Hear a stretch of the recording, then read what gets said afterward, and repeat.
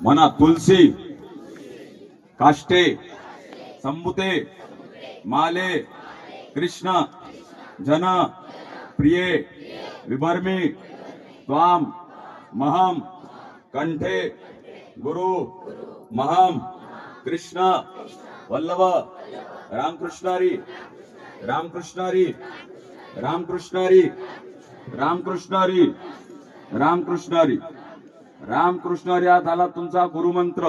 अंडे मटण दारू बिडी सिगारेट गुटखा काहीच खाता येत नाही.